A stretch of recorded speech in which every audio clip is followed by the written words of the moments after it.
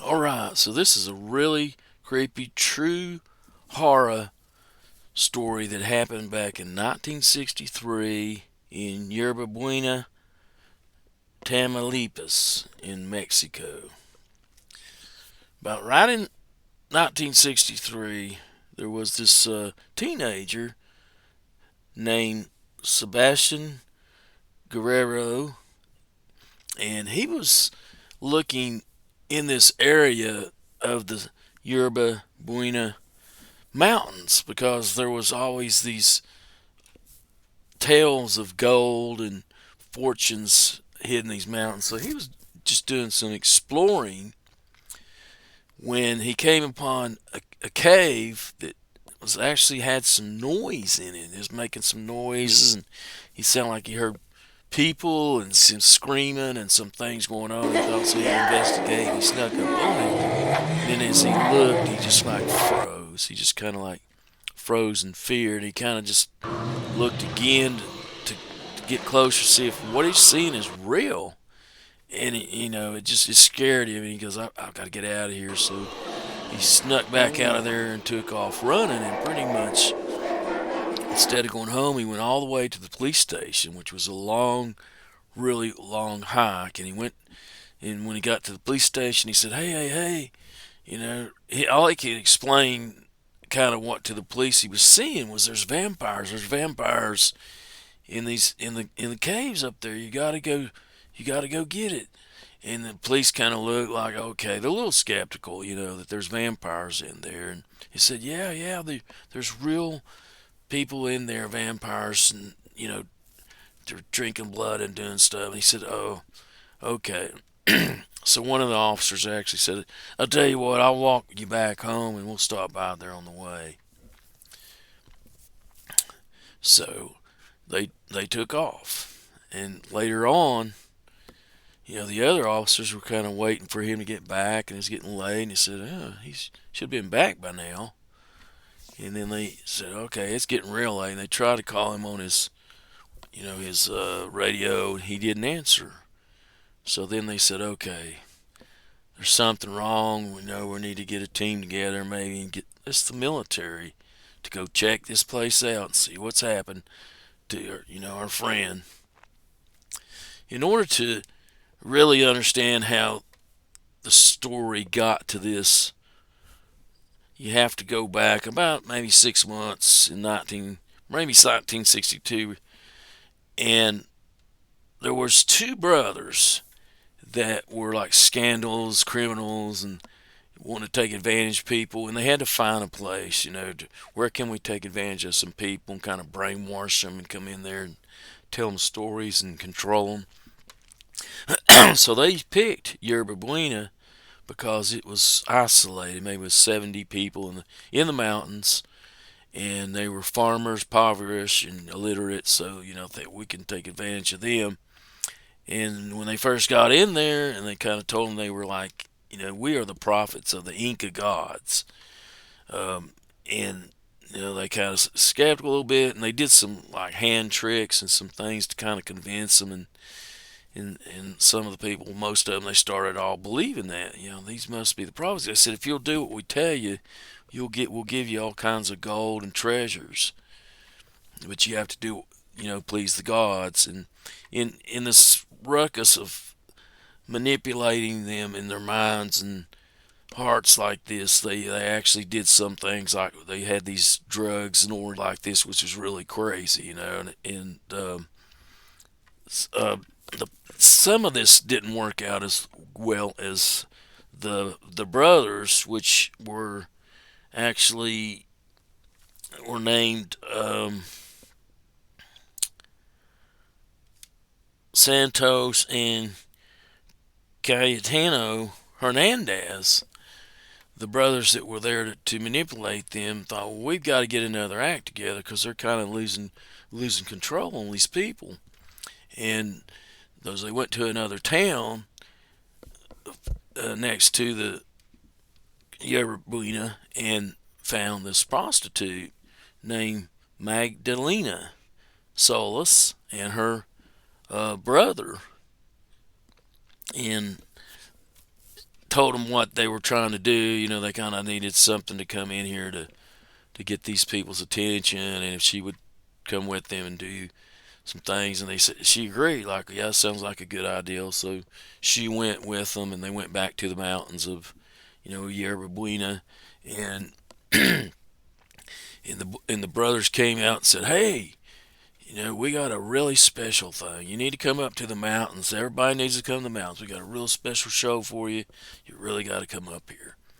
So everybody went up to the mountains, and when they got to the cave, there was kind of like um, a smoke screen. They kind of displayed a smoke screen, and then out of that smoke screen was this goddess, which was Magdalena, dressed up like a goddess. She kind of came out dancing and all dressed up, and they all kind of bowed down, like, yeah, this is the goddess. This is the goddess Count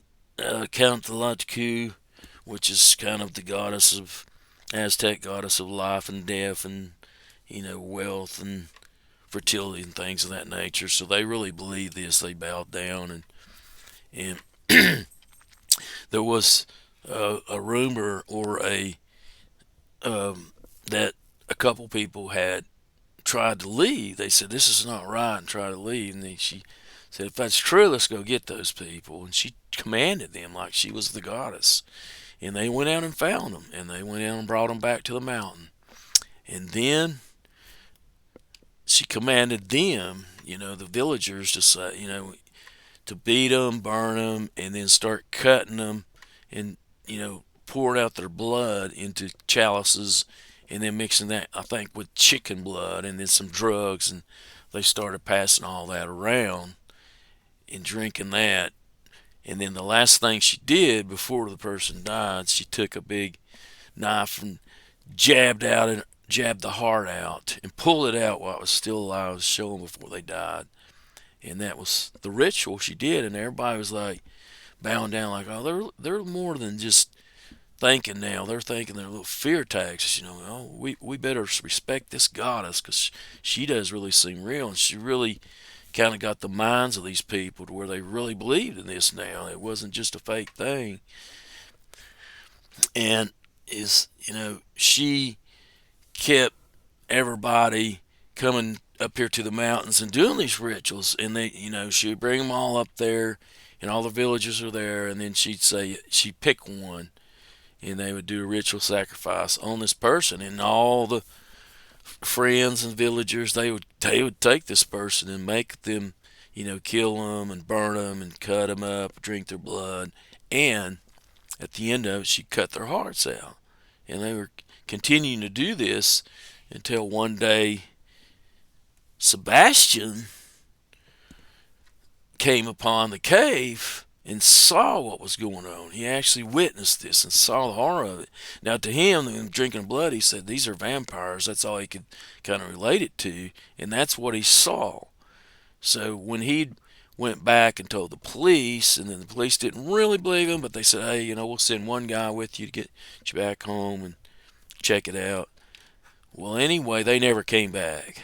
So the police mobilized, took the army out there, took some policemen out there, and they started scoping the area, not really knowing what they expect to find, because again, they didn't know by the description. He just said vampires. And they came upon this house, and actually this house had Nina in it and her brother, and they captured her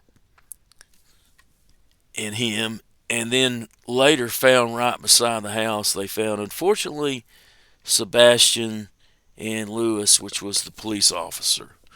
They were killed. And then they proceeded to go up to the cave. By that time, people had heard, well, the police are out here. Let's all go to the cave. We'll have special powers. We don't, they're not going to affect us. And so they all went up to the cave. And then the military and the policemen went up there, and they had a shootout with them, and most of them were killed. One of them actually the brothers, one brother was shot and killed, and then another brother was killed by one of the villagers who actually thought, if I can kill him, take his heart out, then I might have magical powers. So he killed, you know, one of the brothers as well, and then he also got shot and killed by the policemen and military. So that as they came through here, they found at least, five or more mangled bodies and parts and pieces and all kinds of stuff laying around, the cave. And so after this, uh, Magdalena was uh, sentenced to 50 years in prison, and her brother and some of the other uh, villagers who participated, who wouldn't say anything, if they only would have just spoke and said, "Hey, this is what really happened," but they were so scared that this was real and that was a real goddess, in fear for their lives, they didn't say anything about any murders.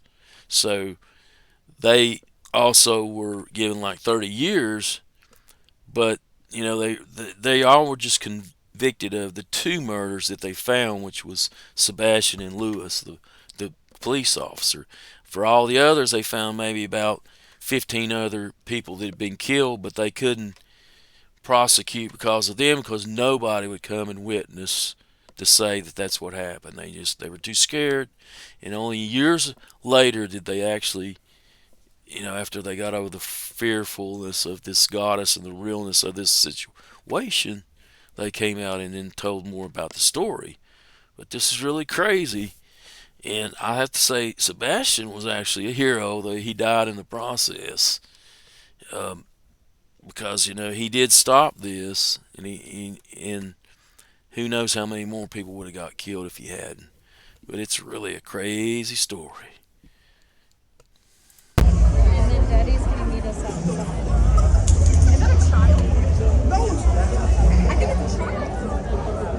No. No, you're not a child. Who's got the remote? Hey! You got the remote? No, I don't have it. Somebody else. Child assistant.